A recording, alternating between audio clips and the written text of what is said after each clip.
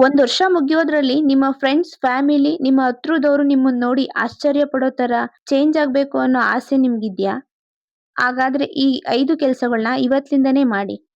ನಿಮ್ಗೆ ಬೋರ್ ಅನ್ಸಿದ್ರು ಸಹ ನೀವೇನ್ ಅಂದ್ಕೊಂಡಿರ್ತೀರಾ ಆ ಕೆಲ್ಸನ ಅವತ್ತೇ ಮುಗ್ಸಿ. ನಿಮ್ಗೆ ಮೋಟಿವೇಶನ್ ಇಲ್ಲ ಅಂದ್ರೂ ಆಕ್ಷನ್ಸ್ ತಗೊಳ್ಳಿ. ಪಾಯಿಂಟ್ ನಂಬರ್ 2 ಬಂದು ಲರ್ನ್ ಡೈಲಿ.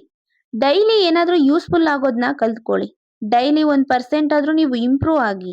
6 ಮಂತ್ಸ್ ಅಥವಾ 1 ವರ್ಷ ಮುಗಿಯೋದ್ರಲ್ಲಿ ನೀವು 99% ಜನಗಳ್ಗಿಂತ ಎಷ್ಟೋ ಮುಂದಿರ್ತೀರ.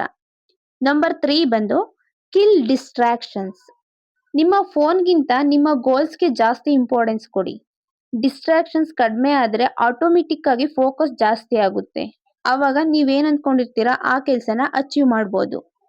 ಪಾಯಿಂಟ್ ನಂಬರ್ 4 ಬಂದು ಸ್ಟೇ ಕನ್ಸಿಸ್ಟೆಂಟ್. ರಿಸಲ್ಟ್ ತಡ ಆಗ್ತಿದೆ, ಎಷ್ಟ್ ದಿನ ಆದ್ರೂ ರಿಸಲ್ಟ್ ಸಿಗ್ತಿಲ್ಲ ಅಂತ ಮಾಡೋ ಕೆಲ್ಸನ ಯಾವತ್ತೂ ನಿಲ್ಲಿಸ್ಬೇಡಿ ಅರ್ಧಕ್ಕೆ. ಕನ್ಸಿಸ್ಟೆನ್ಸಿ ಬಿಡ್ಬೇಡಿ. ರಿಯಲ್ ಗ್ರೋತ್ ಮತ್ತೆ ಬಿಗ್ ಸಕ್ಸಸ್ ಯಾವಾಗ್ಲೂ ಟೈಮ್ ತಗೊಳುತ್ತೆ ಅನ್ನೋದನ್ನ ಮರಿಬೇಡಿ. ಫಿಫ್ತ್ ಪಾಯಿಂಟ್ ಬಂದು choose positivity. Negative people, negative thinking ಗಿಂತ ಪಾಸಿಟಿವ್ ಮೈಂಡ್ಸೆಟ್ಗೆ ಹೆಚ್ಚು ಇಂಪಾರ್ಟೆನ್ಸ್ ಕೊಡಿ.